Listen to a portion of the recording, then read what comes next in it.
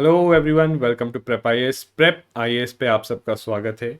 और आज हमारे यूपीएससी प्रीलिम्स 2023 क्रैश कोर्स में इकोनॉमी में हम जो है लेक्चर 6 करेंगे, that is on banking and other financial institutions.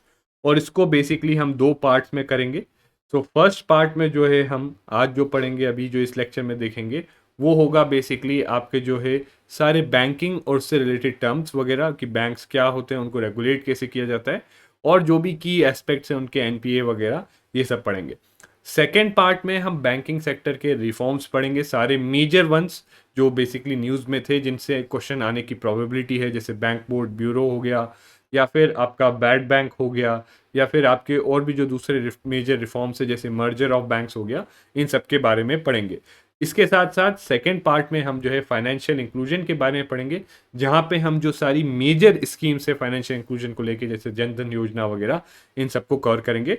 और उसके बाद जो है हम जो है other financial institutions, particularly NBFCs और डीएफआईज, डेवलपमेंट फाइनेंशियल इंस्टीट्यूशंस, और ऑल इंडिया फाइनेंशियल इंस्टीट्यूशंस, इनके बारे में जो है पढ़ेंगे। ठीक है, so this will be the scheme. And also payment और सेटलमेंट सिस्टम्स भी जो है, पेमेंट सिस्टम्स यूपीआई वगैरह, ये सब जो है हम सेकेंड पार्ट में जो है कवर करेंगे। ठीक है, now without any delay let's start. और जो कल हमने जो है लास्ट लेक्चर में जो हमने पढ़ा था, राइट, उसी के ऊपर एक क्वेश्चन है।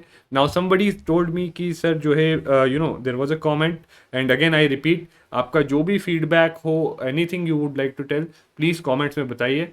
सो पहला एक चीज़ जो है कंसर्न किसी ने एक्सप्रेस किया था कि जो है मार्क्ड पीपीटीज में क्लैरिटी नहीं है, तो I will work on that. आपको अनमार्क पीपीटी देंगे, जहाँ जो इंपॉर्टेंट पोर्शन होगा वो वहाँ पे अच्छे से लिख के दे देंगे। सेकेंड थिंग वाज कि लॉट ऑफ पीपल आस्क कि पीवाई क्यूज के सोल्यूशन भी दीजिए। See, solution is in the things that I have already taught you. जो भी चीज़ मैंने पढ़ाया, सी द इंटेंट इज ताकि आप अपना दिमाग लगाओ। So what I expect from you is कि पीवाई क्यू आप जो पढ़ाया है उसको अगर अच्छे से पढ़ रहे हो तो सॉल्व कर पाओगे। मान लो नहीं कर पा रहे तो कमेंट्स में पूछो, आस्क इन दी कमेंट्स कि सर ये केस क्वेश्चन कैसे हुआ। Okay, you can ask in the comments and then I will address it. But फिर भी मैं अब से ये करूंगा कि आपको जो क्वेश्चन है उनका सोल्यूशन दे दूंगा, right, and you are expected to solve it. Answer मैं बता दूंगा, but try to solve it on your own. Okay, क्योंकि जो भी चीज़ें उसको सॉल्व करने के लिए चाहिए वो मैं ऑलरेडी बता चुका हूँ। But still if you feel anywhere any doubt, you can always ask in the comments. ठीक है, सो ये दो टर्म्स हैं, मार्जिनल स्टैंडिंग फैसिलिटी रेट और net demand and time liabilities. ये न्यूज़ में आती रहती हैं। ये किसके रिलेशन में यूज़ होती है? 2014 में आपका क्वेश्चन आया था। तो आई थिंक बहुत इजी है, very easy. The answer is a, banking operations. ठीक है, तो इसी टाइप के क्वेश्चंस देखो कराने का दो दो मीनिंग है। पहली चीज़ कि आपका जो है कॉन्फिडेंस बढ़े कि जो हम कर रहे हैं एक्चुअली उतनी ही लेवल तक आते हैं क्वेश्चंस। ठीक है, सो कई बार कई लोगों को एक मिसकंसेप्शन होता है कि बहुत ज़्यादा डीप करना है। नहीं, ये गलत फहमी मत रखिए। दैट्स वाई आई ऑलवेज मैं हमेशा जब भी पढ़ाता हूँ इंटीग्रेट करके रखता हूँ पीआईक्यूज। सो एक तो आपको एक आइडिया लगेगा यूपीएससी किस टाइप के क्वेश्चंस पूछ रहा है, दूसरा आपका कॉन्फिडेंस भी बढ़ेगा कि जो पढ़ रहे हो उस टाइप की चीज़ें कर पा रहे हो। और सिमिलर टाइप लेवल तक अगर पढ़ रहे हो तो दूसरे भी, अगर कोई भी और भी क्वेश्चन अगर जो है इस बार आएगा, आप कर पाओगे। ठीक है, but yes, you have to study proper. ठीक है, आपको जो बताया जा रहा है, पढ़ाया जा रहा है, वो अच्छे से पढ़ना होगा। नाउ बैंक्स होते क्या हैं और कैसे फंक्शन करते हैं? सो बैंक्स भी एक टाइप के फाइनेंशियल इंस्टीट्यूशंस हैं। Basic I hope you all know कि अगर ये बैंक है तो there are some people who have surplus funds, right. कुछ लोग हैं जिनके पास सरप्लस फंड्स होता है, और कुछ लोग हैं जिनको, जो पर्टिकुलरली जो बिजनेसेस होते हैं, राइट, दे नीड फंड्स। उनको अपना बिजनेस चलाने के लिए फंड्स चाहिए, लोन लेके बिजनेस चलाना है। ठीक है, जनरली जो हम देखते हैं, तो बैंक्स क्या करते हैं, सरप्लस फंड लेते हैं, और इनको इस सरप्लस फंड के बदले क्या, डिपॉजिट, इनसे जो है surplus fund in form of deposit लेते हैं, और उसके बदले इनको जो है इस पे इंटरेस्ट देते हैं, जैसे सेविंग्स हो गया या फिक्स डिपॉजिट हो गया। और बैंक्स जो है बिजनेसेस को जो है लोन देते हैं, और बिजनेसेस इनको फिर जो है लोन का रिपेमेंट करते हैं इन टर्म्स ऑफ इंटरेस्ट। तो ये कहीं ना कहीं बैंक की यहाँ से मेजर सोर्स ऑफ इनकम ये होती है। ठीक है, कि ये जो इंटरेस्ट इनको लोन पे मिल रहा है, और ये जो इंटरेस्ट ये डिपॉजिटर्स को दे रहे हैं, इसमें जो डिफरेंस होता है, राइट, वो इनकी इनकम होती है main, right, major source of income होती है। इसके अलावा और भी चीज़ें करते हैं बैंक्स। बैंक्स क्या करते हैं, ये जो फंड्स मिले हैं बैंक्स को, राइट, फ्रॉम फ्रॉम डिपॉजिटर्स, वो बैंक्स वो उन फंड्स को लेके जो है कहीं और इन्वेस्ट भी कर सकते हैं, वो भी हम देखेंगे कहाँ पे इन्वेस्ट करते हैं, क्या चीज़ें होती हैं, बट बेसिक फंक्शन जो है बैंकिंग का ये है, ठीक है। So they are nothing financial institution जो इंटरमीडियरी की तरह काम करते हैं बिटवीन डिपॉजिटर्स एंड बोरोवर्स, ठीक है। और अगर स्पेसिफिक जाना हो तो सेक्शन 5B हमारा बैंकिंग रेगुलेशन एक्ट का है, डिफाइन करता है बैंकिंग को as accepting deposits, right. For what purpose deposits accept करते, but for what purpose, for the purpose of lending and investment. पहली चीज कि बैंक्स जो है क्या करते हैं, दे एक्सेप्ट डिपॉजिट्स, बट ऐसा जनरली नहीं, but for the purpose of lending, उधार देना, या फिर इन्वेस्टमेंट, ठीक है। इन्वेस्टमेंट कहाँ करते हैं वो अभी पता चलेगा। विच इज रिपेएबल ऑन डिमांड और अदरवाइज। तो ऑन डिमांड रिपेएबल मतलब आपको बैंक्स में सेविंग्स अकाउंट हो गया, राइट, करंट अकाउंट हो गया। सो इन दिस जो है बेसिकली जो भी डिपॉजिट्स है दे आर रिपेएबल ऑन डिमांड, की जब भी जो डिपॉजिटर मांगेगा उसको जो है वो डिपॉजिट्स रिटर्न करने पड़ेंगे। अदरवाइज में क्या होता है, अदरवाइज में मेनली आपके जो है फिक्स्ड या फिर टू बी मोर जनरल की टाइम डिपॉजिट होते हैं। सो fixed deposit is a example of time deposit, ठीक है। फिक्स्ड और टाइम डिपॉजिट जो एक पीरियड ऑफ टाइम के बाद जो है रिटर्न रिपेबल है। रिपेबल मतलब बैंक को वापस देना होगा, ठीक है।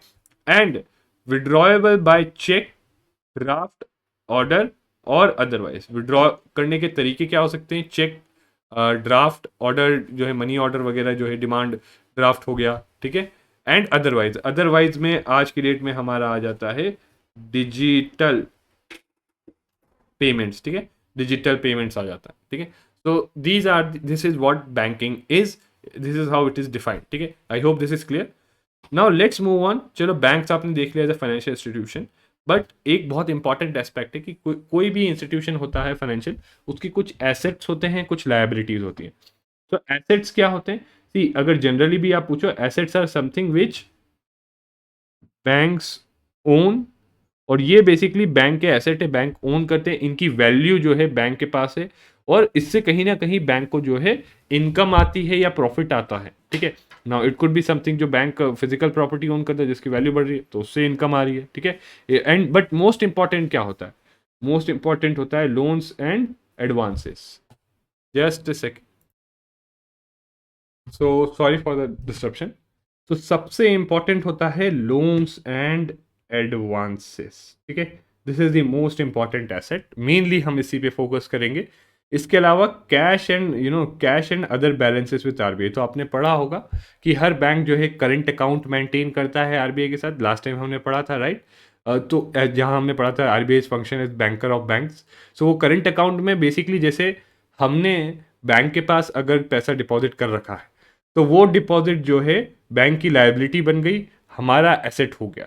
वैसे ही जो कमर्शियल बैंक्स हैं, बैंक उन्होंने जो पैसा आरबीआई के पास डिपॉजिट कर रखा है, राइट, वो जो है उनका जो है बेसिकली एसेट हो गया और आरबीआई के लिए लायबिलिटी हो गई। हमने वो मॉनेटरी बेस उसमें पढ़ा भी था।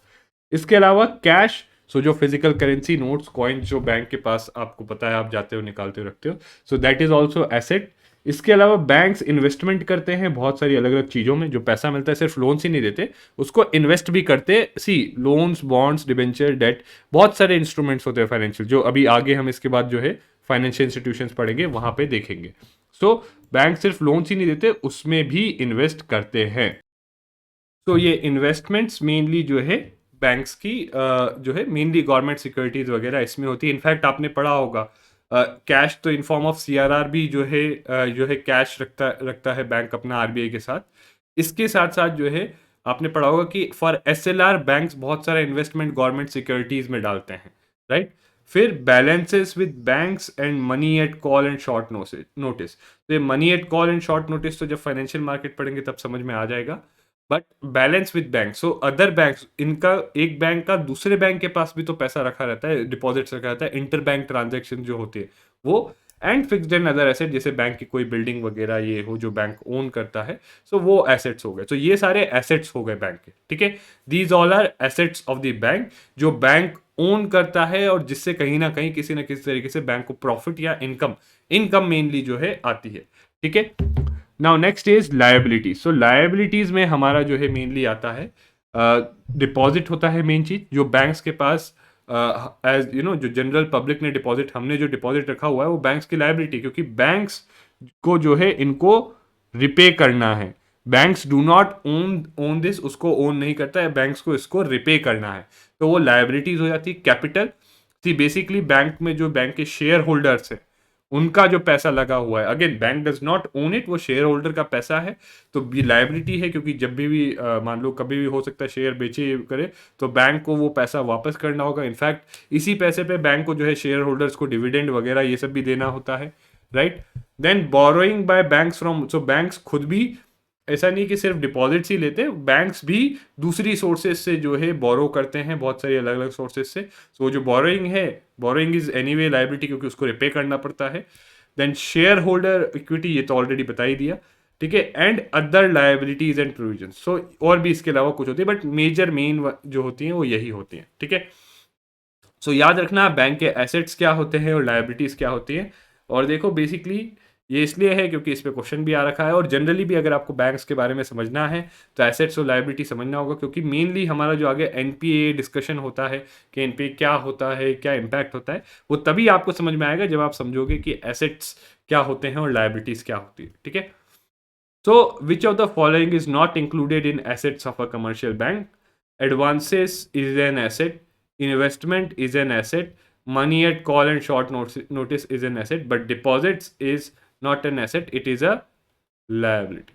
ठीक है, ये तो एक तरीका है मैंने बताया। दूसरा तरीका ऑब्वियसली आप रिवर्स कर लो कि भाई which of the following is not included in asset, तो आप सीधा देखो डिपॉजिट जो है बेसिकली आपका लायबिलिटी है, तो सीधा इसको जो है टिक मार्क कर सकते हो, ठीक है। तो please do go through it, you can expect a question from this, okay. फिर अब आ जाते हैं बैंक्स के बारे में बात की, तो but there are different kinds of bank, बहुत सारे अलग अलग तरीके के बैंक्स हैं हमारे, तो उनके बारे में पढ़ेंगे one by one. So there are commercial banks, तो there is scheduled commercial banks, ठीक है। सो कमर्शियल में बैंक्स में भी शेड्यूल्ड और नॉन शेड्यूल्ड है। नॉन शेड्यूल्ड हमारे लिए पढ़ना इंपॉर्टेंट नहीं है क्योंकि उस पर क्वेश्चन नहीं आता, mainly question scheduled commercial bank पे आएगा कि ये क्या होते हैं, ठीक है। सो शेड्यूल्ड कमर्शियल बैंक में ऐसे बैंक्स हैं जो second schedule of RBI act के अंदर हैं, ठीक है, which are under the second schedule of RBI act. Paid up capital जिनका 5 लाख और मोर है, 5 लाख और more of paid up capital, यानी जो इक्विटी कैपिटल जो लोगों ने उसमें पैसा लगाया। सी बैंक्स के कैपिटल का मतलब ये है कि बैंक्स के अंदर जो है, मतलब जो ओनर्स जो है उन्होंने कितना पैसा खुद का लगाया है बैंक्स में, ठीक है। सी बैंक्स के पास दो तरीके से पैसा है, एक तो जो इक्विटी के फॉर्म में आया, जो लोगों ने पैसा लगाया बैंक में, राइट, ओनर्स जिनको उसके बदले बैंक्स के शेयर्स मिले, राइट, तो वो हो गया। दूसरा बैंक्स के पास पैसा आता है डिपॉजिट के फॉर्म में, ठीक है। So these are two ways. फिर इस पैसे को ही फर्दर बैंक जो है यूज करता है अपने सारे ऑपरेशंस के लिए और बैंक चलाने के लिए, ठीक है। And also the affairs of the banks are carried and put are carried to put the interest of the depositors, ठीक है, कि डिपॉजिटर्स का जो इंटरेस्ट है उसके लिए ही बैंक्स मेनली फंक्शन करते हैं, ठीक है। This is what is the requirement for to be a commercial bank, ठीक है। ये सब्जेक्टिव रिक्वायरमेंट है, ये दोनों ऑब्जेक्टिव रिक्वायरमेंट है, okay. And obligation to maintain reserves, जो आपका सीआरआर एंड एसएलआर, तो ये being a scheduled commercial bank उनके ऊपर ये ऑब्लिगेशन आ जाती है, और ये obligation arises from this fact only कि उनको डिपॉजिटर्स के इंटरेस्ट में है, तो डिपॉजिटर्स के उसको प्रोटेक्ट करना है, तो they should keep always reserves, ठीक है। अगर मान लो बैंक्स रिजर्व्स नहीं रखते, CRR and SLR, right, if they do not keep these reserve CRR और एसएलआर, और मान लो कभी ऐसा हो जाए कि बैंक्स के पास इमीडिएट शॉर्ट टर्म में जो है बहुत सारे लोग डिपॉजिट मांगने वापस आ गए और बैंक किसी के डिपॉजिट नहीं दे पाया, तो उस केस में क्या होगा कि बैंक की एक नेगेटिव इंप्रेशन जाएगा कि ये बैंक जो है पैसा वापस नहीं दे पा रहा। इस केस में जो दूसरे लोग हैं जिन्होंने पैसा जमा कर रखा होगा, वो लोग भी बैंक से अपना पैसा विड्रॉ करना चाहेंगे, और बैंक ऑलरेडी नहीं दे पा रहा शॉर्ट टर्म में पैसा। सो इस केस में सिचुएशन आ जाती है बैंक रन की, और इसी को प्रिवेंट करने के लिए रिजर्व्स होते हैं सीआरआर एसएलआर, और इसी का प्रिवेंट करने के लिए जो है आरबीआई आपने पढ़ा होगा is the lender of the last resort for the bank. So ये क्यों होता है? To prevent the situation of bank run, क्योंकि बैंक रन की सिचुएशन के कारण जो है आपके बैंक्स जो है they could even even though initially insolvent ना हो, इंसॉल्वेंट मतलब बेसिकली जो अपनी लायबिलिटीज मीट ना कर पा रहे हो, ठीक है। सो इनिशियली नहीं हो बट बाद में जो है आगे जाके दे कुड बिकम इंसॉल्वेंट, ठीक है। और दूसरा होता है नॉन शेड्यूल्ड कमर्शियल बैंक। इसके अलावा हमारे पास होते हैं कोऑपरेटिव बैंक्स। तो इसमें शेड्यूल्ड कोऑपरेटिव बैंक्स होते हैं, जो scheduled state cooperative and urban cooperative, तो ये देखेंगे। And differentiated bank, so basically यहाँ पे जो पीछे आपने डेफिनेशन पढ़ी वो थी यूनिवर्सल बैंकिंग के लिए, ठीक है, ये कि ये सारे काम करते हैं यूनिवर्सल बैंकिंग के लिए। बट कुछ स्पेशल टाइप के बैंक्स रिसेंटली आरबीआई ने for the purpose of mainly financial inclusion, जो आगे हम पढ़ेंगे, ठीक है, फाइनेंशियल इंक्लूजन के लिए स्पेशल बैंक्स किए हैं, लाए हैं। इनफैक्ट इसमें आगे जाके हम आरआरबी भी पढ़ेंगे, रीजनल रूरल बैंक्स, ठीक है, वो वहाँ पे पढ़ेंगे। ओके, सो कुछ स्पेशल बैंक्स लाए हैं, right, payments bank and small finance bank, ठीक है। इनका डेडिकेटेड मोटिव जो है लिमिटेड सेट ऑफ जो है फंक्शंस परफॉर्म करते हैं बैंकिंग के। सो बैंकिंग में बहुत सारे फंक्शंस होते हैं, बट ये लिमिटेड फंक्शंस परफॉर्म करते हैं, और कुछ सर्टेन जो है एक्स्ट्रा लिमिटेशंस होती है, कुछ सर्टेन एक्स्ट्रा रेगुलेशंस इनको फॉलो करनी होती है, ठीक है। सो वन बाय वन इनको देखते हैं। तो पहले तो जो है कोऑपरेटिव बैंक्स देखते हैं। तो कोऑपरेटिव बैंक्स जो है mainly what they are, see cooperatives, I hope आपने पॉलिटी में पढ़ा होगा जो है आपका कोऑपरेटिव्स क्या होते हैं, लक्ष्मीकांत में आपने देखा होगा। See cooperatives are type of an organisation जहाँ पे जो लोग ऑर्गेनाइजेशन को रन कर रहे हैं वही उसको ओन भी कर रहे हैं, right. Those running the organisation, those who are the part of the organisation, जो जिस ऑर्गेनाइजेशन जिनको बेनिफिट हो रहा है वही उसको ओन करते हैं। सेम केस है यहाँ पे कोऑपरेटिव बैंक्स का, कि जो लोग यहाँ पे क्या होता है कोऑपरेटिव बैंक्स के केस में, सी दे आर मेनली कोऑपरेटिव्स। तो एक कोऑपरेटिव स्ट्रक्चर है इनका, जैसे कंपनी होती है एक स्ट्रक्चर, वैसे ही एक जो है बिजनेस करने का स्ट्रक्चर कोऑपरेटिव होता है, जहाँ पे जो लोग रन कर रहे हैं, जो लोग उसके कस्टमर्स हैं, वही उसको ओन करते हैं, ठीक है। तो नाउ दे आर कोऑपरेटिव्स, और इनका काम क्या है, बट इनका काम जो है क्रेडिट देना, लोन देना वगैरह, ये सब जो है होता है, ठीक है। And they get the licence for this, right, इनको इसका लाइसेंस मिलता है to function as cooperative bank and are eligible to accept deposits from public, ठीक है। बट यहाँ पे सबसे इंपॉर्टेंट फीचर क्या है, share linking to the borrowing, ठीक है, share linking to borrowing. So कोई भी अगर कोऑपरेटिव बैंक से बोरो कर रहा है, if someone is borrowing, so that person is also required to hold share capital in the cooperative bank, यानी उसको जो है कोऑपरेटिव बैंक में थोड़ा सा अपना पैसा लगाना पड़ेगा। अब कितना पैसा लगाना पड़ेगा, that basically depends as a percentage of जितना लोन लिया है, उसका कुछ परसेंट होता है जो उसको एज अ शेयर जो है बैंक में इन्वेस्ट करना होता है और लेना होता है, ठीक है। So mainly there is share linking of borrowing. So generally देखा गया है कि जो भी लोग इससे लोन लेते हैं, दे आर समवेयर और the other members of the cooperative banks, ठीक है।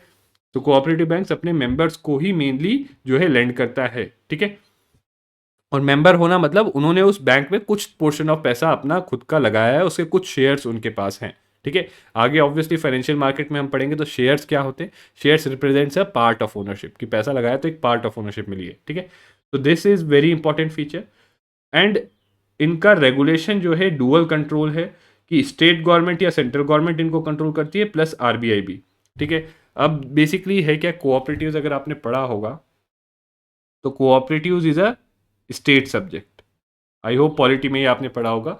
सिंस कोऑपरेटिव्स है स्टेट सब्जेक्ट, तो अगर कोई कोऑपरेटिव्स है तो स्टेट गवर्नमेंट्स का जो है कोऑपरेटिव्स जो है एक्ट होता है, उसके अंदर अगर वो रजिस्टर्ड है तो स्टेट गवर्नमेंट उनको रेगुलेट करेगी। स्टेट गवर्नमेंट की रजिस्ट्रार ऑफ कोऑपरेटिव सोसाइटीज होगी, दैट विल रेगुलेट। बट मान लो कोई कोऑपरेटिव जो है दैट इज मल्टी स्टेट, यानी एक स्टेट से ज़्यादा स्टेट्स में वो कोऑपरेटिव वर्क कर रहा है, तो उस केस में उसको जो है सेंट्रल गवर्नमेंट का जो है रजिस्ट्रार ऑफ कोऑपरेटिव सोसाइटीज, क्या बॉडी का नाम क्या है, रजिस्ट्रार ऑफ कोऑपरेटिव सोसाइटीज। और बेसिकली दीज आर मोस्टली ये किसके अंदर फॉर्म होती है, कोऑपरेटिव सोसाइटीज एक्ट जो है हमारा, उसके अंडर ये फॉर्म होती हैं, ठीक है। कमर्शियल बैंक्स अगर कंपेयर करें तो जो हमारे कमर्शियल बैंक्स होते हैं, मोस्टली जो कमर्शियल बैंक्स हैं वो किस में फॉर्म होते हैं, mostly they are formed under companies act, क्योंकि वो एक कंपनी होते हैं। तो कोऑपरेटिव क्रेडिट, ये कोऑपरेटिव सोसाइटीज एक्ट में फॉर्म होते हैं, तो इनके लिए थोड़ा सा अलग स्ट्रक्चर होता है, जो चीज़ें मैंने आपको बताई, जो आपने पढ़ा होगा। सो इसलिए ये कोऑपरेटिव होते हैं, ठीक है। और इनका डुअल कंट्रोल होता है, स्टेट गवर्नमेंट अगर सिंगल स्टेट कोऑपरेटिव है तो जिस स्टेट का कोऑपरेटिव उसी स्टेट में जो है एक रजिस्ट्रार ऑफ कोऑपरेटिव सोसाइटीज होता है वो रेगुलेट करता है, और अगर मल्टी स्टेट है तो सेंट्रल गवर्नमेंट जो है रजिस्ट्रार ऑफ कोऑपरेटिव सोसाइटीज के थ्रू रेगुलेट करता है, और ये इनको रेगुलेट करता है in terms of their formation और जो whether they are following the जो भी कोऑपरेटिव सोसाइटीज एक्ट के लॉज रूल्स रेगुलेशन से उनको फॉलो कर रहे हैं या नहीं, इस टर्म्स में इनको रेगुलेट करता है। बट बैंकिंग फंक्शन के रिगार्डिंग रेगुलेट कौन करता है इनको? आरबीआई। ठीक है, so I hope this is how you understand the dual control. ठीक है, और अगर बात करें अर्बन कोऑपरेटिव बैंक की, so they are regulated and supervised by RBI. Rural cooperative banks जो है हमारे state cooperative bank, district cooperative bank, they are regulated by RBI but supervised by NABARD, right, in terms of function. बाकी इसके साथ साथ state government और जो central government इनका वेदर डिपेंडिंग की सिंगल स्टेट या मल्टी स्टेट है वो तो सुपरवाइज करती है। इसके अलावा जो हमारे लॉन्ग टर्म रूरल कोऑपरेटिव्स हैं, okay, they do not fall, so long term rural cooperative जैसे state cooperative agriculture and rural development bank या primary cooperative agriculture and rural bank, they do not fall under regulatory और supervisory purview of RBI, याद रखना। ठीक है, ये RBI के under नहीं आते। तो ओवरऑल अगर आप स्ट्रक्चर देखो, so there are urban and there are rural. ठीक है, इसमें शेड्यूल्ड, नॉन शेड्यूल्ड। ठीक है, सो इसमें मेनली जो शेड्यूल्ड वाले जो अर्बन हैं ये आपके आरबीआई के अंडर आते हैं। ठीक है, और यहाँ पे रूरल में ये शॉर्ट टर्म वाले जो हैं ये आरबीआई के अंडर आते हैं फॉर रेगुलेशन, बट सुपरविजन इनका कौन करता है? नाबार्ड। ठीक है, सुपरविजन नाबार्ड, ये नाबार्ड पढ़ेंगे क्या बॉडी है, सो just a second let me right it more clearly. तो ये जो अर्बन कोऑपरेटिव्स हैं और इसमें भी शेड्यूल्ड वाले जो होते हैं, they are basically regulated and supervised by RBI. ठीक है, याद रखना। दूसरा, जो आपके रूरल कोऑपरेटिव्स होते हैं इसमें शॉर्ट टर्म वाले जो हैं they are regulated by RBI but and supervised by NABARD. NABARD पढ़ेंगे हम आगे अभी अगले वाले उसमें। ठीक है, सुपरवाइज्ड बाय नाबार्ड। और ये भी जो शॉर्ट टर्म में ये हैं ये एक हायरार्किकल स्ट्रक्चर में, यानी पहले स्टेट कोऑपरेटिव जो होगा आपका बैंक होगा, उसके नीचे डिस्ट्रिक्ट कोऑपरेटिव बैंक होगा और उसके नीचे जो है प्राइमरी एग्रीकल्चरल कोऑपरेटिव सोसाइटीज होगी। ठीक है, ये होगा।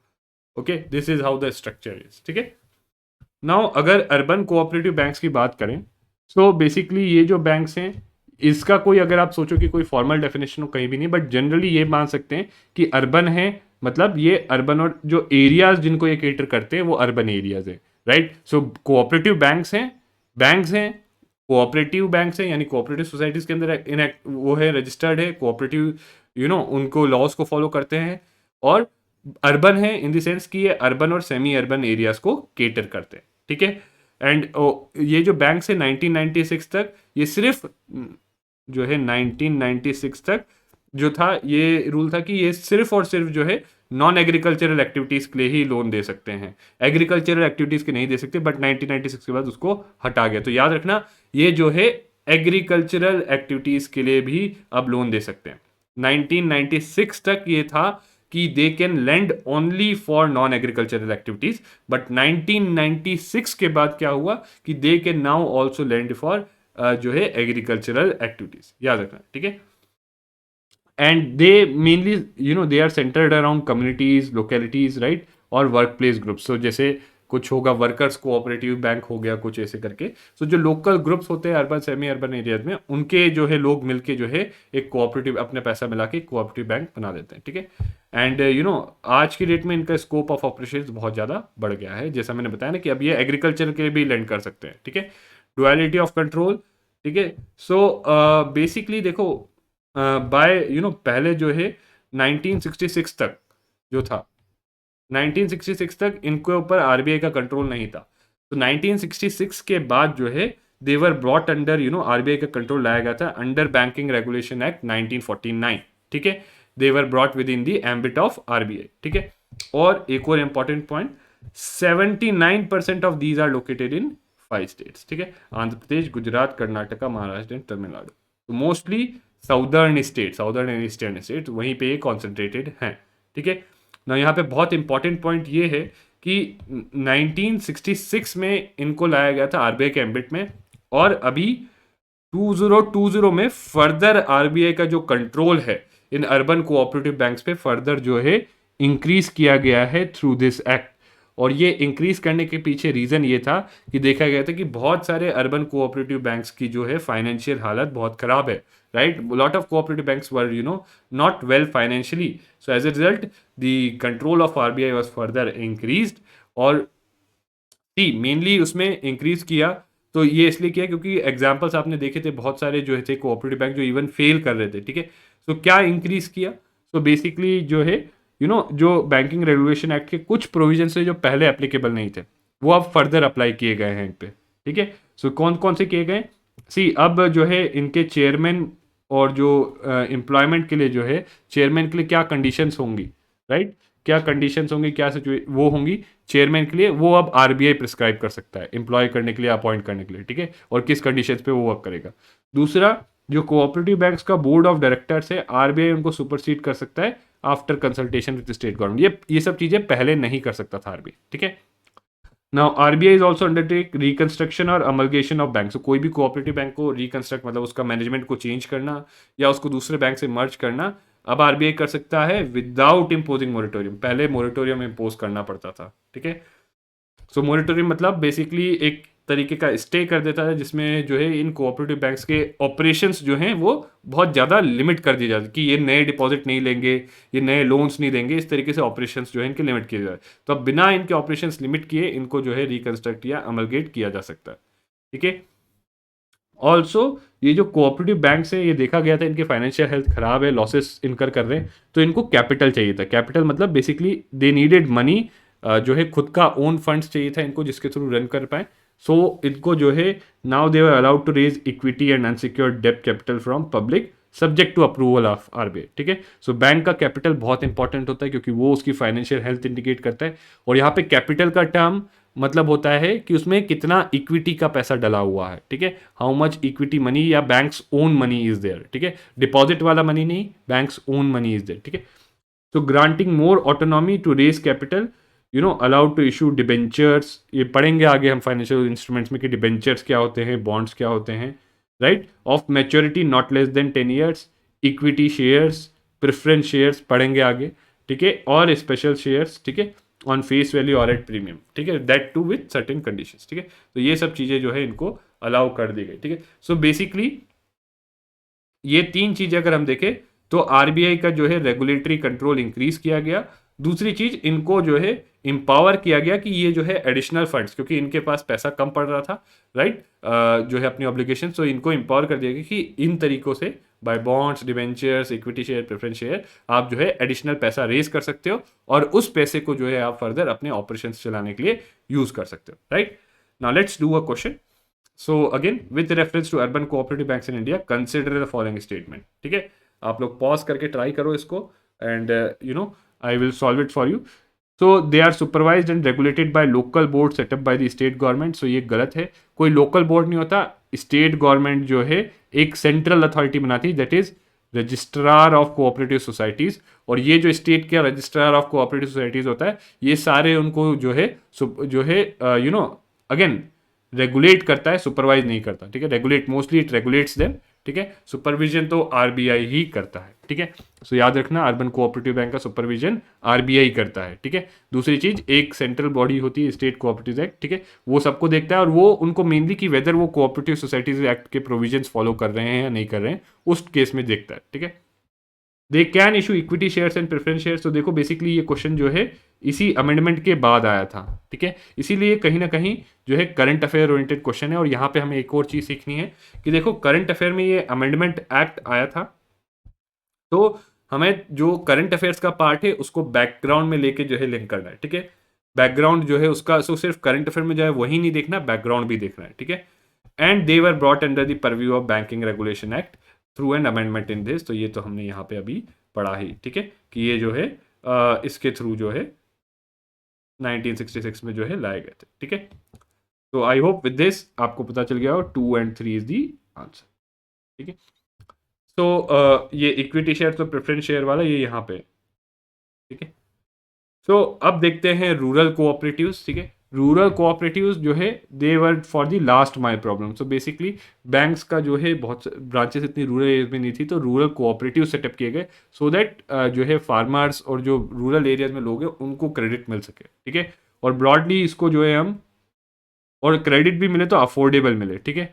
लॉन्ग टर्म और शॉर्ट टर्म में क्लासीफाई करते हैं, ठीक है। हर किसी का डिस्टिंक्ट मैंडेट है। शॉर्ट टर्म का मैंडेट क्या है कि शॉर्ट टर्म क्रॉप लोन्स और वर्किंग कैपिटल, ठीक है। वर्किंग कैपिटल मतलब ऑपरेशंस को चलाने के लिए जो पैसा चाहिए, ठीक है। जैसे फार्मर्स को चाहिए होगा सीड्स खरीदने के लिए पैसा, या फिर फर्टिलाइजर खरीदने के लिए पैसा फार्मर को चाहिए होगा ना, कि ताकि वो क्रॉप ग्रो कर सके, तो वो हो जाता है वर्किंग कैपिटल।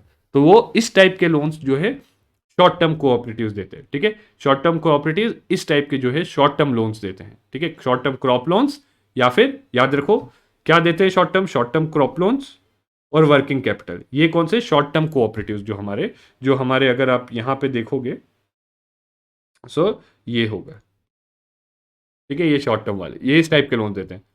जो लॉन्ग टर्म है ये बेसिकली ऐसे इन्वेस्टमेंट करते हैं जिससे ओवरऑल एग्रीकल्चर की प्रोडक्टिविटी बढ़े, ठीक है। सो इनके इन्वेस्टमेंट लॉन्गर ड्यूरेशन के होते हैं। जैसे एग्रीकल्चर में इन्वेस्टमेंट कैसे, कि इरिगेशन फैसिलिटीज कंस्ट्रक्ट करनी हो उसके लिए पैसा देना, लैंड डेवलपमेंट करना हो उसके लिए पैसा देना, फार्म मैकेनाइजेशन के लिए, और माइनर इरिगेशन, और या कोई इवन रूरल इंडस्ट्रीज या हाउसिंग, इन चीज़ों के लिए, ठीक है। तो कोई asset, mainly long term loan होता है कोई एसेट क्रिएट करने के लिए जिससे प्रोडक्टिविटी बढ़ती हो, ठीक है। That is the role of long term cooperative, ठीक है। एंड ये जो है short term cooperative, as I told you it's 3 tier. कुछ जगहों पे कुछ स्टेट्स में जो है 10 स्टेट्स के अराउंड 2 टियर स्ट्रक्चर है। तो स्टेट कोऑपरेटिव बैंक एपेक्स पे, उसके नीचे डिस्ट्रिक्ट, उसके नीचे प्राइमरी जो है आपकी एग्रीकल्चरल कोऑपरेटिव सोसाइटीज, ठीक है। और मेनली जो पैसा जो है स्टेट कोऑपरेटिव और डिस्ट्रिक्ट कोऑपरेटिव बैंक के पास पैसा कहाँ से आता है, मेनली डिपॉजिट से, ठीक है। जबकि प्राइमरी एग्रीकल्चर कोऑपरेटिव सोसाइटीज है वो जो है स्टेट कोऑपरेटिव बैंक्स और इनसे जो है और खुद के जो ओन फंड है वहां से उनको पैसा मिलता है, और फिर इस पैसे को फर्दर यूज करते हैं फॉर ऑन लैंडिंग, ठीक है। अब यहाँ पे आप स्ट्रक्चर देख सकते हो इन terms of asset size. So asset side पे फोकस करना जरूरी है कि कितना पोर्शन है। तो अगर टोटल कोऑपरेटिव्स देखें हम, ठीक है, तो उसमें अर्बन कोऑपरेटिव्स जो है 34% जो है क्रेडिट का शेयर होता है उनका, जबकि रूरल कोऑपरेटिव्स का जो है लोन का शेयर, एसेट मेनली लोन्स ही होते हैं तो मेनली लोन्स की ही बात करें, उनका शेयर 65%, ठीक है।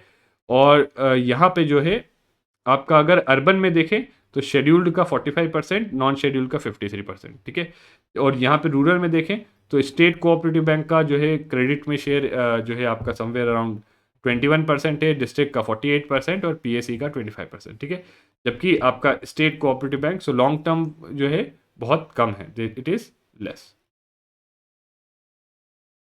ठीक है। नाउ डिफरेंशिएटेड बैंक्स पे आते हैं, पेमेंट बैंक्स और आपके स्मॉल फाइनेंस बैंक।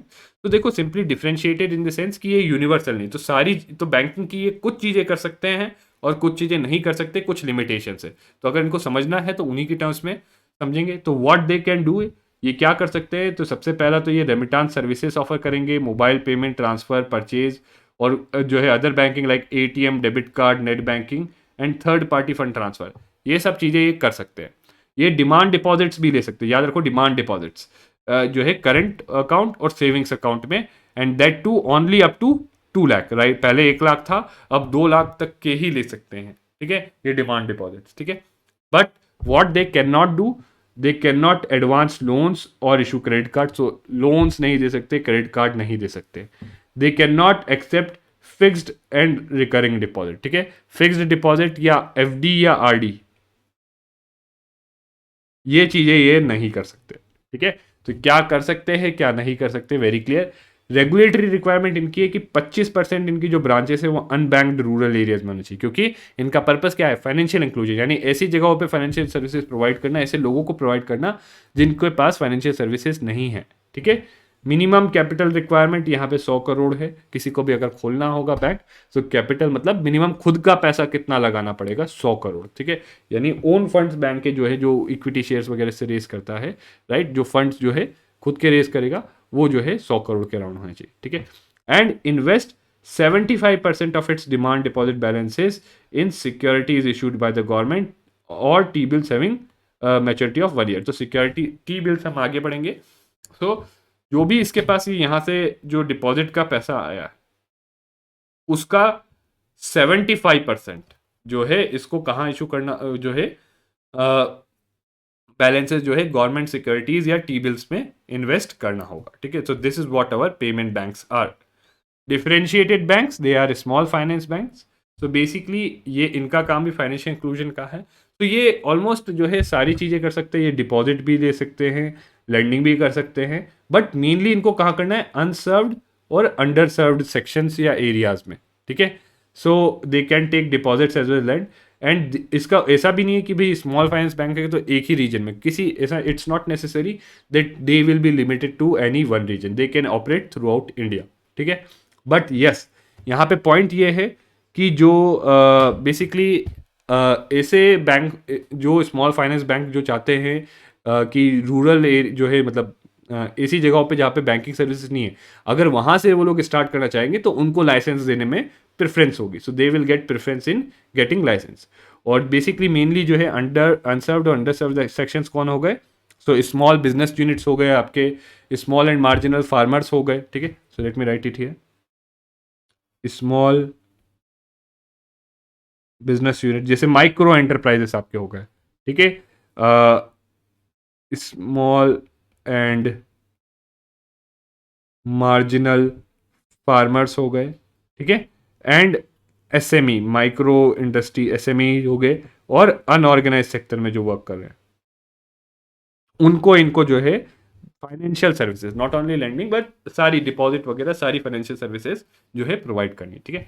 तो इनके रेगुलेशन क्या हैं कि 50% जो ये लोन देते हैं, जो जो भी जितना भी लोन देंगे उसका 50% जो है 25 लाख से कम होना चाहिए। सो जितने भी ये लोन्स देते हैं दे शुड इंश्योर कि एटलीस्ट 50%, कि कम से कम 50% of that loans are advances are up to 25 lakh, यानी 25 लाख से कम के होने चाहिए, more than 50% of the loans, ठीक है। And also 75% of its adjusted net bank credit, जो लोन वगैरह इन्होंने दिए हैं, should be to the sectors eligible for classification as priority sector lending. So 75 ये priority sector lending, अभी आगे जब हम फाइनेंशियल इंक्लूजन पढ़ेंगे तो वहाँ पे देखेंगे प्रायोरिटी सेक्टर लेंडिंग क्या होता है। बेसिकली ये ऐसा लेंडिंग होती है जो कुछ ऐसे एरियाज है जहाँ जो प्रॉफिटेबल इतने नहीं है, इसलिए नॉर्मली बैंक्स लेंड नहीं करेंगे, इसलिए आरबीआई ने इनको ऐसे क्लासीफाई कर रखा है। और सब कमर्शियल बैंक्स पे भी जो है उन पे कह रखा है कमर्शियल बैंक्स को कि आपको 40% जो है यहाँ पे लैंड करना है, ठीक है। सो 40% समवेयर अराउंड दैट जो है बैंक्स को लैंड करना है, इनको 75% लैंड करना है, ठीक है। और किसी भी एक एंटिटी या किसी भी एक ग्रुप को मैक्सिमम लोन या इन्वेस्टमेंट कितना कर सकते हैं, ये 10% and 15% of its capital fund. So किसी भी सिंगल एंटिटी जो है या डेटर के लिए 10% और ग्रुप के लिए जो है 15% तक का अपना कैपिटल फंड्स, यानी जो भी इनके खुद के कैपिटल फंड्स हैं उसका 10% या 15% जो है लोन साइज या इन्वेस्टमेंट लिमिट होगी, ठीक है। And they will be subject to all prudential norms and regulations of RBI. So RBI की जो भी प्रूडेंशियल मतलब सेफ लेंडिंग नॉर्म्स, ठीक है, जो समझदारी से लेंडिंग करने वाले नॉर्म्स होते हैं वो, और रेगुलेशंस जो हैं आरबीआई की जो कमर्शियल बैंक को एप्लीकेबल है वो इनको एप्लीकेबल होगी, including the requirement for maintenance of CRR. So इनको भी सीआरआर एंड एसएलआर मेंटेन करना होगा, ठीक है। And they have to maintain capital adequacy ratio of 15%। So CAR ये देखेंगे अभी कैपिटल एडिक्वेसी रेशियो क्या होता है, अभी आगे जस्ट आगे हम देखेंगे। इनको ये CAR जो है 15% का मेंटेन करके रखना है, ठीक है, ऑफ रिस्क वेटेड। तो ये आगे हम देखेंगे, ठीक है। So let's see a question here. So what is the purpose of setting small finance banks in India. So India में क्या पर्पस से सेटअप किए, to supply credit to small business unit, yes. To supply credit to small and marginal farmers, yes. To encourage young entrepreneurs to set up business, particularly in rural areas. Now, it might seem that yes, but देखो actually business encourage करना इसका purpose है financial inclusion की। हो सकते हैं बहुत सारे लोग जिनकी नीड है वो जो है रूरल उस एरिया में उनको देना, ठीक है। But yes, this is not a direct one, ठीक है, ये डायरेक्ट है तो ये नहीं है, आंसर बच जाता है 1 and 2 1, ठीक है। This is the answer. तो this it may sound like कि ये है, बट अगर थोड़ा सा लॉजिकली दिमाग लगाओगे so you will find out that this is not the primary purpose, this is something जो हो सकता है from its activities, but it is not what it wants to do, कि young entrepreneurs को encourage करना, उसके लिए अलग स्कीम्स हैं, stand up India, startup India, ये स्कीम्स है, ठीक है। नाउ अगर बैंक के रेगुलेशन की बात करें, सो रेगुलेशन प्राइमरीली जो होता है वो बैंकिंग रेगुलेशन एक्ट है, जिसमें बैंक्स को लाइसेंस मिल रहा, उनका रेगुलेशन, ठीक है। इनफैक्ट लाइसेंस देना के साथ साथ वाइंडिंग अप का भी इसी में है कि कैसे बंद होंगे। कैपिटल रिक्वायरमेंट्स क्या हैं कि क्या कितना अमाउंट ऑफ जो है कैपिटल फंड्स, उनके खुद के फंड्स होने चाहिए, ठीक है। बैंक ऑफ फंड्स जो है अरेंज करने चाहिए फॉर इट्स ओन जो है अपने ऑपरेशंस के लिए। क्या रिस्ट्रिक्शंस हो सकती हैं इनके लोन्स एडवांसेस पे, वो मर्जर्स और एक्विजिशंस को लेके और वाइंडिंग अप को भी लेके, और कस्टमर जो जो इनके डिपॉजिटर्स हैं मेनली, उनके प्रोटेक्शन को लेके भी की प्रोविजंस इसमें हैं। नाउ हमें डिटेल में नहीं जाना कि कौन से प्रोविजन है, क्योंकि आई hope you understand the fact कि इतना detail is not required from UPSC CSC point of view से, ठीक है, याद रखिए। फिर दूसरा है बेसल नॉर्म्स, ठीक है। So Basel committee on banking supervision, BCBS, okay, ये इशू करती है नॉर्म्स। ये बेसिकली इंटरनेशनल बैंकिंग रेगुलेशंस या स्टैंडर्ड्स हैं, और ये आरबीआई ने भी अडॉप्ट किए हैं, बेसल 3 अडॉप्ट किए हैं अभी। तो इसमें देखेंगे बेसिकली क्या क्या चीज़ें हैं, ठीक है। बेसल 3 में मेनली जो हमें हमें देखना है वो है capital adequacy norms, capital adequacy norms देखने हैं, ठीक है। बाकी मार्केट डिस्क्लोजर नॉर्म्स भी हैं और भी दूसरे नॉर्म्स हैं, बट मेनली हमें जो है इसमें देखना है वो कैपिटल एडिक्वेसी नॉर्म्स देखने हैं, ठीक है। और इसके 3 हैं, 1 2 3, हर एक एक दूसरे पे बिल्ड करता है, ठीक है। तो कैपिटल एडिक्वेसी नॉर्म्स हम देखेंगे, दीज आर आरबीआई ने इसी को अडॉप्ट करते हुए कैपिटल एडिक्वेसी नॉर्म्स रखे हैं। इसके अलावा एसेट क्लासिफिकेशन और प्रोविजनिंग नॉर्म्स देखेंगे, यहाँ पे हम एनपीए की भी बात करेंगे कि भाई एनपीए क्या होता है, और रिजर्व रेशियोज तो हम ऑलरेडी पढ़ ही चुके हैं। सो ये कुछ मेजर इसके अलावा और भी प्रूडेंशियल नॉर्म्स है, but these are the major prudential norms, ठीक है। सो बेसल 3 अकॉर्ड और simply Basel 3 is often seen in news seeks to. सो देखो कितनी डेप्थ में जा रहा है, किस लेवल ऑफ डेप्थ में जा रहा है क्वेश्चन जो है यूपीएससी का, आप देख सकते हो, ठीक है। I hope you can answer this, ठीक है। RBI regulates commercial bank in matters of, तो आरबीआई किन मैटर्स में रेगुलेट करता है, सो वो सारे matters, liquidity of assets, yes, branch expansion, yes. RBI पहले जो है मतलब it has said that certain amount of branch banks को जो है रूरल एरियाज में खोलनी है। मर्जर एंड एक्विजिशन, तो बेसिकली ये जो बैंकिंग रेगुलेशन एक्ट में ये सारे कौन करता है, आरबीआई, ठीक है। तो merger and acquisition, yes RBI, winding up, yes RBI, ठीक है। सो आरबीआई का सारा हर जगह जो है काम रहता है। Now let's go on to the asset classification. So asset classification particularly it pertains to the loans and advances. ठीक है, कि किस तरीके से उनको क्लासिफाई किया जा सकता है। सो देखो देयर इज नॉन, सबसे बड़ा क्लासिफिकेशन जो है, सी इज दी नॉन, जो सबसे ज़्यादा न्यूज़ में रहता है, जो हमारे लिए सिग्निफिकेंस का है, वो है नॉन परफॉर्मिंग एसेट। सी एक एसेट परफॉर्मिंग कब तक होगा, an asset will be performing. So what is a performing asset? Performing asset is one जो बेसिकली जिससे इनकम आ रही हो बैंक्स को, इनकम मतलब जिससे उनको जो है उस पे जो लोन वगैरह दिया है उस पे इंटरेस्ट या रिटर्न या प्रॉफिट मिल रहा हो, सो that is a performing asset. But जिस पे इंटरेस्ट वगैरह नहीं आ रहा, पैसा लगा हुआ है, that is considered to be a non performing asset. और particularly it is a loan और एडवांस, लोन और एडवांस वेयर इंटरेस्ट और instalment of the principal remain overdue, यानी जो है रिपे नहीं किया गया है, बैंक ने किसी को लोन दिया है, उसने उसके ऊपर जो इंटरेस्ट है या उसकी जो इंस्टॉलमेंट है जिसमें प्रिंसिपल अमाउंट भी रिटर्न करना होता है, ठीक है। सो एक होता है प्रिंसिपल अमाउंट, एक होता है इंटरेस्ट, ठीक है। सो इंटरेस्ट या फिर प्रिंसिपल अमाउंट जो है दैट इज ओवर ड्यू, यानी जो है पे नहीं किया गया होगा for more than 90 days in respect of a term loan, ठीक है, in respect of a term loan, याद रखना टर्म लोन के लिए। तो that is known as non performing asset. For agricultural loans के लिए नॉन परफॉर्मिंग एसेट कैसे क्लासिफाई किया जाता है किसी को, तो याद रखो 90 दिन से ज़्यादा अगर किसी लोन पे उसका या तो ब्याज इंटरेस्ट या तो फिर उसकी किस्त ईएमआई या इंस्टॉलमेंट जो है रिपे नहीं की गई है for more than 90 days, then it becomes a non performing asset for bank. Now for agriculture loans, a loan granted for short duration crops, short duration crops मतलब लेस देन 1 ईयर, ठीक है।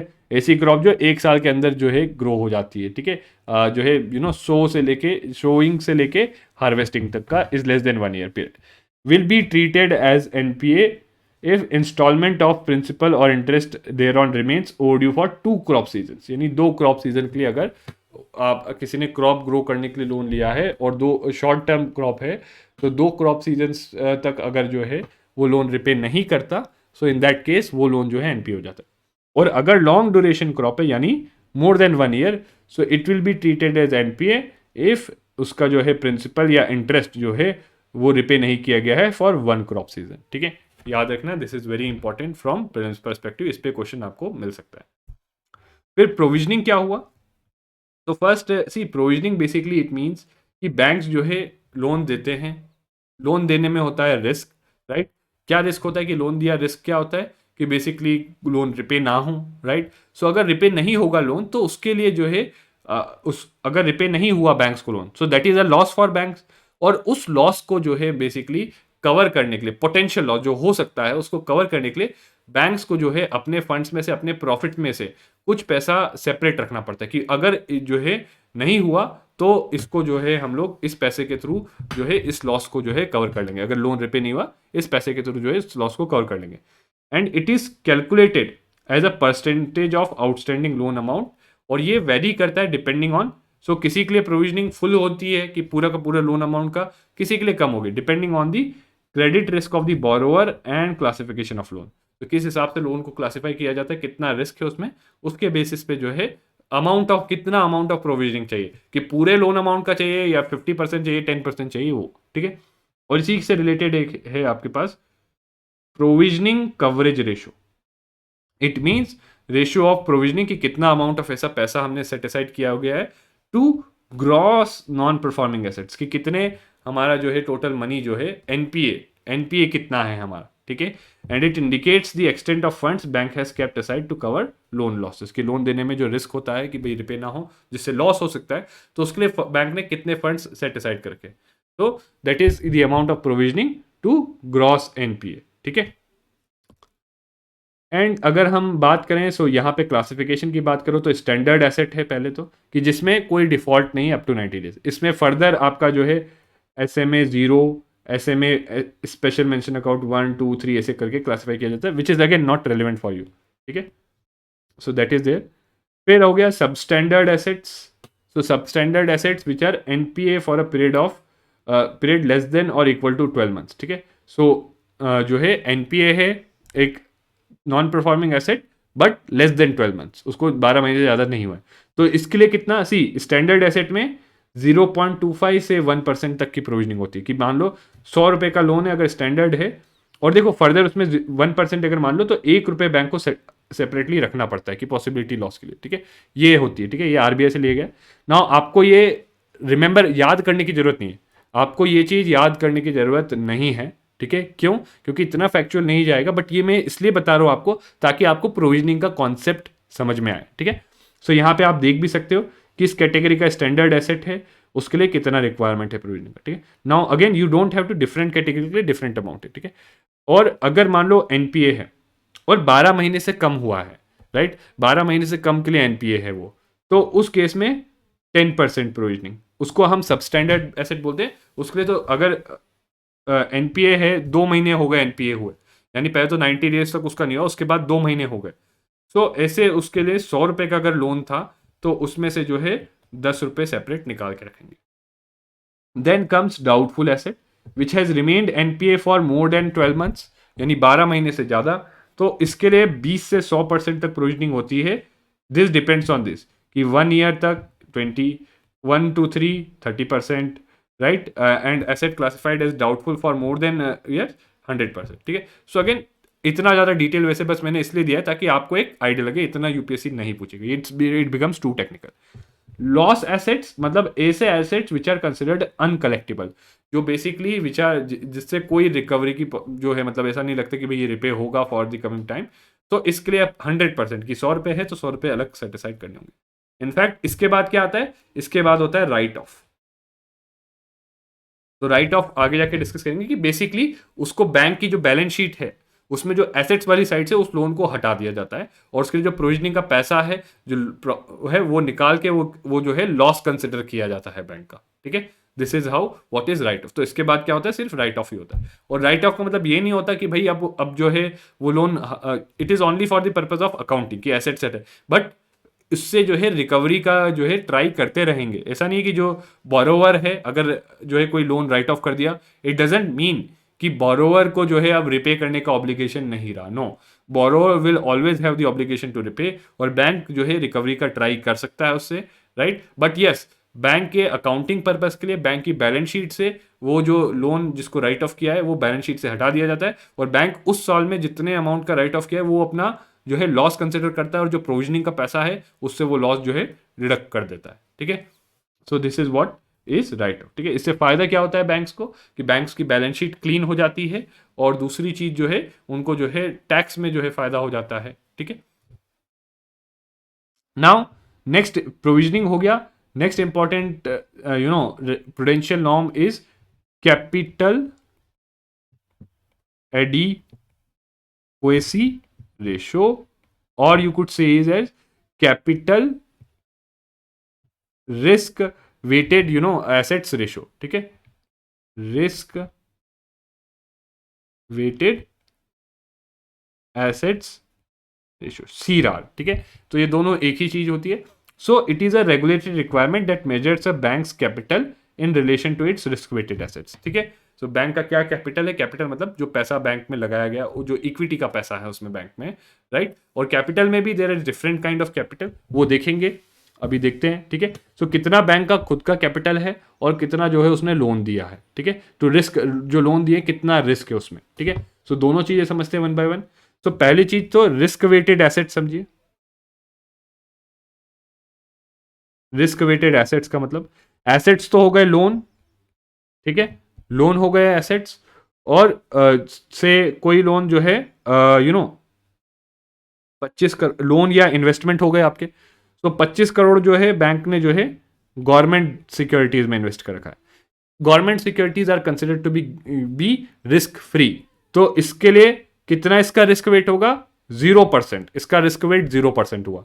सो मान लो 10 करोड़ जो है कैश में है, cash भी जो रखा हुआ है एसेट ही है उसका, इसका भी रिस्क कितना होता है, 0%, राइट। अब मान लो 100 करोड़ का लोन दे रखा है टू सम कंपनी, और वो जो कंपनी है इट इज कि भाई थोड़ा सा रिस्क है उसमें, तो हम अज्यूम करते हैं कि कंपनी को दिया हुआ है 50% रिस्क है। और मान लो जो है 50 करोड़ लोन जो है 50 crore, so just a second,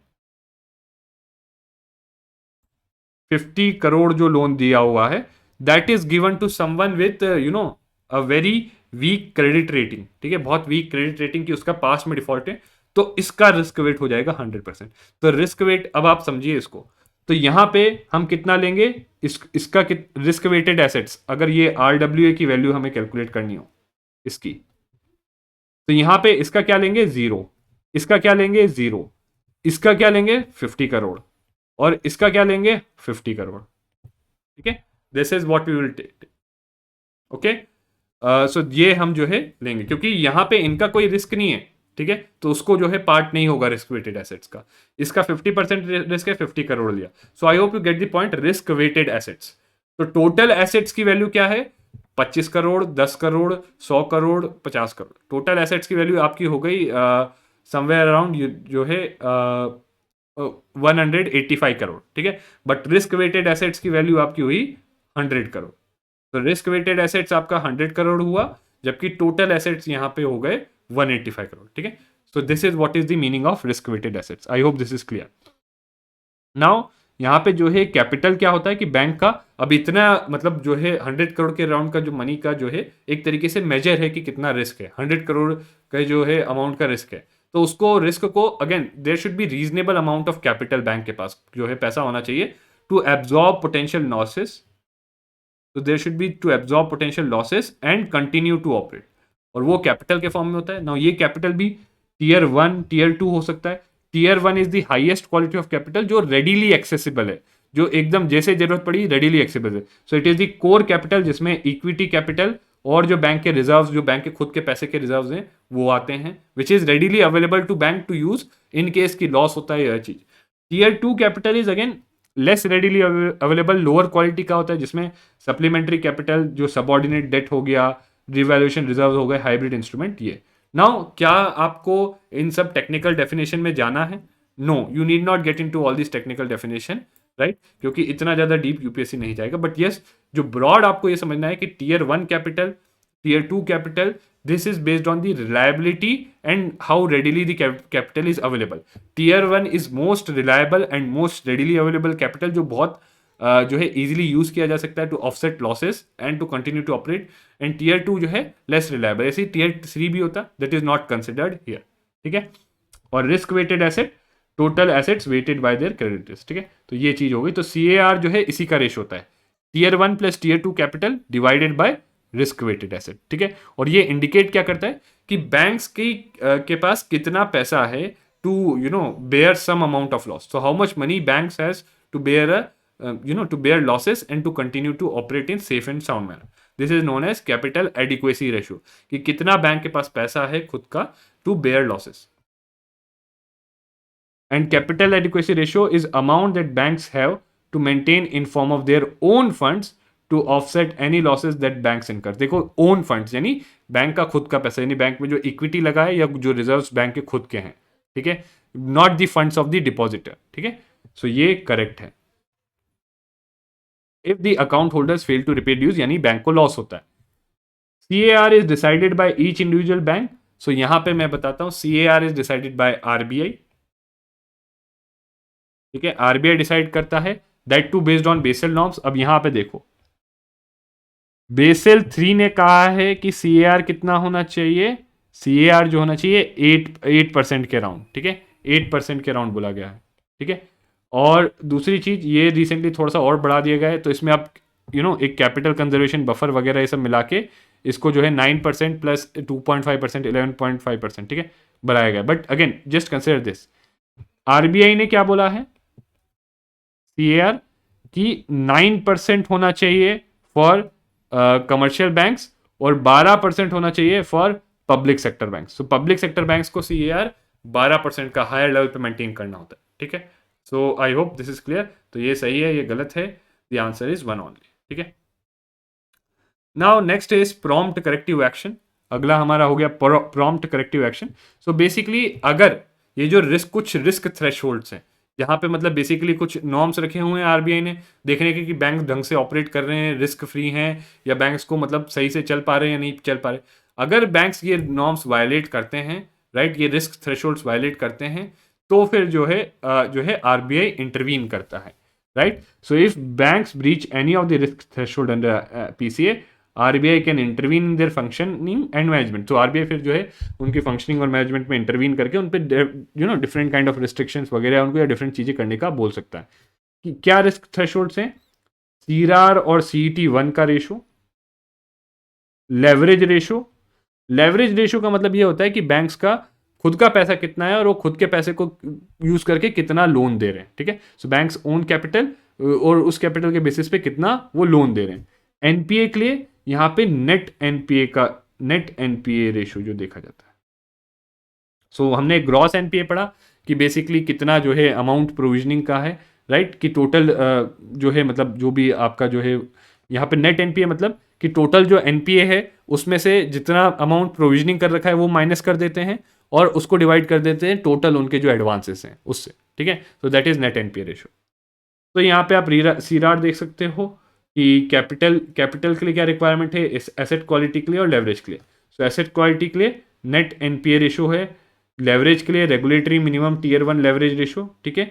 और ये जो है अगेन इतना ज़्यादा हमें टेक्निकल नहीं जाना, हमें ब्रॉडली ये पैरामीटर्स को याद रखना है, ठीक है, ये पैरामीटर्स को याद रखना है, ठीक है। सो लेवरेज रेशो जो है बैंक्स कोर कैपिटल जो है, यानी इसमें क्या हो गया, टीयर 1 जो कैपिटल है that is used and that is divided by total assets, ठीक है।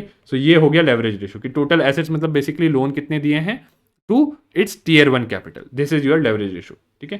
तो इसके भी ये जो है चीजें दे रखे हैं थ्रेशोल्ड्स, ठीक है। ये थ्रेशोल्ड्स क्या आपको ये रटने की जरूरत है? Do you need to remember this? No, आपको जो है मेन ये चीजें देखनी, कैपिटल, एसेट क्वालिटी और लेवरेज रेशो। लेवरेज के लिए लेवरेज रेशो क्या हो गया, tier 1 capital divided by total assets, मतलब कि खुद लेवरेज, कितना लेवरेज ले रहे हैं, कि खुद के पैसे इतने हैं और उसके बेसिस पे कितना ज़्यादा वो लोन बना रहे हैं, ठीक है, कि कितना ज़्यादा वो डिपॉजिटर्स का पैसा लोन के लिए यूज़ कर रहे हैं, ठीक है। Then comes the idea of recapitalisation of banks. So basically ये इसलिए है कि आप सबको पता चलेगा कि यार capital is very important banks का, क्योंकि बैंक्स का खुद का पैसा जब तक रहेगा तो बैंक्स जो है सेफ एंड साउंड वे में जो है एक्ट कर सकते हैं। बट बैंक्स का जो कैपिटल है ये क्या होता है, इरोड हो जाता है। इरोड कब होता है, जब एनपीएस को जो है वो राइट ऑफ करते हैं, तो राइट ऑफ करते तो लॉस करता है, तो बैंक्स का लॉसेस कहाँ से इनकर करेंगे, या तो प्रोविजनिंग में, या फिर वो नहीं होगा तो खुद का कैपिटल जो मनी है वो इरोड होता है। तो इसीलिए बार बार बैंक्स को जो है ये कैपिटल मनी, और आपको पता है कि ये कैपिटल का जो है रिक्वायरमेंट है, उनको रेगुलेटरी स्टैंडर्ड मेंटेन करना है, ठीक है, उससे अबाउ, तो बार बार इनको जो है पैसा फिर से जो है रेज भी करना पड़ता है इक्विटी के फॉर्म में, या खुद का पैसा लाना पड़ता है, ठीक है, डालना पड़ता है इनमें पैसा। तो that is known as recapitalisation. तो is injecting additional capital into, और मेनली ये किन के लिए होता है, पब्लिक सेक्टर बैंक्स के लिए मेनली, उसके कारण ये न्यूज में था। To bring them up to the capital adequacy standard जो आरबीआई ने सेट किए हैं, वो क्या है, सीएआर का जो रेशियो है जो पब्लिक सेक्टर बैंक के लिए 12% है। तो इससे नीचे जाएंगे अगर वो, तो अगेन उन पे पीसीए लग जाएगा, और प्लस उनको जो है they would be considered financially unhealthy. तो दैट्स वाई इसके ऊपर रखना है, तो बार बार पैसा इंजेक्ट करना पड़ता है। और याद रखो पब्लिक सेक्टर बैंक का मतलब ये है कि they are owned by government, यानी इसमें इक्विटी का पैसा किसका लगा हुआ है, गवर्नमेंट ने पैसा लगा रखा है, राइट। गवर्नमेंट ने major, so again major amount of money जो है गवर्नमेंट का लगा हुआ है। मेजर मतलब कितना, 50% से ज्यादा जो है गवर्नमेंट का पैसा लगा हुआ है पब्लिक सेक्टर बैंक्स में। तो उनकी रिस्पॉन्सिबिलिटी हो जाती है कि वो उनको 12% से ऊपर रखें, और इसलिए बार बार गवर्नमेंट क्या करती है, रिकैपिटलाइजेशन। तो 3 तरीके हैं, बजटरी अलोकेशन, की बजट में गवर्नमेंट अनाउंस करती है पैसा कि भाई इतना पैसा हमने जो बजट में हमारे पास है वो हम जो है बैंक्स में डालेंगे फॉर रिकैपिटलाइजेशन, कि इनका कैपिटल बढ़ाने के लिए। दूसरा मार्केट बोरिंग्स, कि बैंक्स को बोलेंगे कि मतलब गवर्नमेंट मार्केट बोरिंग लेगी और वो बोरिंग लेके जो है इनमें इन्वेस्ट करेगी, राइट, या फिर बैंक्स बोरिंग लेके जो है अपना कैपिटल बढ़ाएंगे, ठीक है। सो बॉन्ड्स, डिपेंजर्स ये इशू करके जो अपना कैपिटल बढ़ाएंगे, ठीक है। और तीसरा है रिकैपिटलाइजेशन बॉन्ड्स। तो this is something unique, recapitalisation bonds. तो इसमें क्या है, बेसिकली ये आपके कोई पब्लिक सेक्टर बैंक है और ये आपकी जो है गवर्नमेंट है। Now government is owner, but public sector bank को मान लो लॉसेस हुए तो उसके पास पैसा नहीं है, तो बेसिकली होगा क्या कि गवर्नमेंट एक बॉन्ड इशू करेगी bank in public sector bank को, नोन एज रिकैपिटलाइजेशन बॉन्ड, ठीक है। ये बॉन्ड इशू किया, ये बॉन्ड इशू किया तो इसके बदले क्या है, ये पब्लिक सेक्टर बैंक इनको कुछ जो है मनी लेंड करेंगे, क्योंकि बॉन्ड खरीदेंगे तो इधर जो है पैसा आएगा, राइट। सो इनको जो है मनी देंगे, ठीक है, मनी प्लस ऑब्वियसली एक और चीज जो देनी होती है वो होता है जो इन बॉन्ड्स पे जो है ये जो गवर्नमेंट को जो देना होगा एक और चीज, जस्ट अ सेकेंड।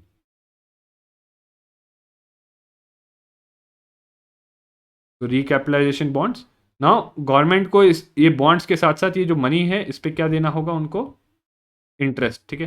तो ये इंटरेस्ट कहाँ से देती है गवर्नमेंट, अपने बजट से। बट ये जो मनी अब गवर्नमेंट के पास आया है, इस मनी का क्या होता है, इस मनी को गवर्नमेंट दोबारा इनमें इन्वेस्ट करती है इन फॉर्म ऑफ इक्विटी, यानी इन बैंक के जो है शेयर्स में जो है खरीद के इक्विटी के फॉर्म में इन्वेस्ट करती है। इक्विटी इन्वेस्ट किया तो इनका जो कैपिटल है वो इंक्रीज हो जाता है, सो देयर कैपिटल इंक्रीजेस, ठीक है। सो ये एक तरीका है, एक तरीका ये हो गया रिकैपिटलाइजेशन बॉन्ड्स का। एक तरीका ये है कि गवर्नमेंट मार्केट बोरोइंग करे, तो गवर्नमेंट बोरोइंग करेगी मार्केट से और फिर उस पैसे को इन्वेस्ट कर देगी। और तीसरा तरीका ये होगा कि बजट में जो है सीधा बजट में ही अलोकेट कर देगी इनको कि इतना पैसा अलोकेट कर रहे हैं, ठीक है। So I hope this is clear कि रिकैपिटलाइजेशन बॉन्ड, और ये जो इंटरेस्ट, बस ओनली थिंग यहाँ पे जो पैसा देना पड़ता है, जो ओनली जो मनी का मूवमेंट होता है वो इंटरेस्ट का होता है, जो गवर्नमेंट को देना पड़ता है वो बजट्स के थ्रू हो जाता है। बट बाकी इट्स समथिंग जिससे जो बॉन्ड दिए उससे मनी मिला और वही money inform. So basically public sector bank का क्या होता है, ये एक तरीके से जो लोन है उसको ही इक्विटी के फॉर्म में कन्वर्ट कर दिया, ठीक है। So this is known as recapitalisation bond, ठीक है। एंड देन सो यहाँ पे let me again draw it for you यहाँ पे क्लियरली, ताकि सो पब्लिक सेक्टर यहाँ पे 2-3 चीजें मैं बता देता हूँ, क्लियरली लिख भी देता हूँ आपके लिए। तो what is a public sector bank which is owned by government, इसका मतलब हो गया कि मोर देन 50% शेयर्स, 50% शेयर जो है गवर्नमेंट के पास है, ठीक है। दूसरी चीज रिकैपिटलाइजेशन बॉन्ड्स के बारे में बता देता हूं। तो ये आपका बैंक है, ये आपकी गवर्नमेंट है। गवर्नमेंट क्या करती है, ये करती है issue recap bonds to public sector bank. Public sector bank ये बॉन्ड के बदले गवर्नमेंट को जो है लेंड करते हैं फंड्स, और यही जो फंड्स हैं गवर्नमेंट वापस इन्वेस्ट करती है in form of equity, equity in public sector bank, ठीक है। ये है। बाकी ये जो बॉन्ड्स हैं इनके लिए इंटरेस्ट देना है, वो इंटरेस्ट कहां से दिया जाता है, that is given through basically budgetary allocations, ठीक है। तो ये होगा recapitalisation bond. So now last aspect जो है that is restructuring of loan.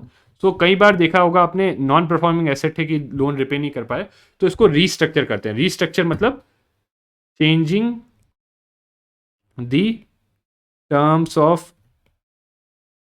Agreement of loan. Loan के जो टर्म्स ऑफ एग्रीमेंट है उनको चेंज करते हैं, कि या तो इसमें क्या करेंगे, इंटरेस्ट कम कर देंगे, या फिर रीपेमेंट पीरियड बढ़ा देंगे, या फिर इंस्टॉलमेंट का जो अमाउंट है उसको कम कर देंगे।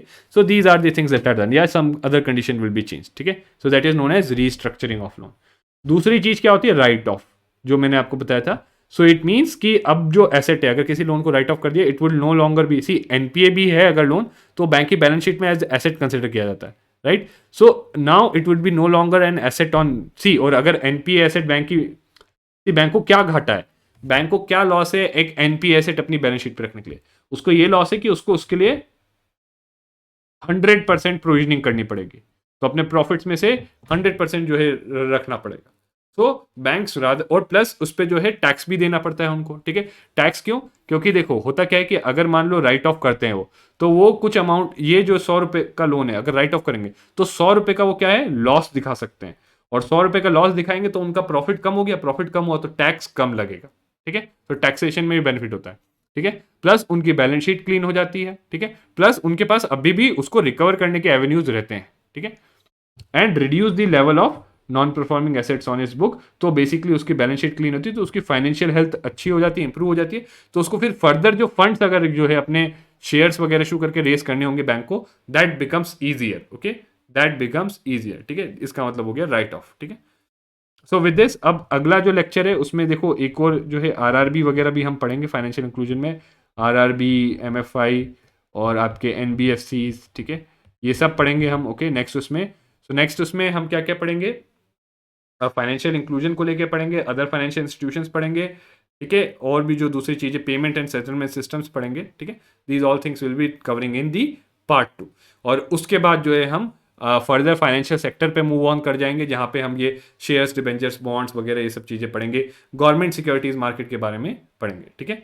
So with this, let's wrap up for today. Thank you very much. See you again in the next lecture.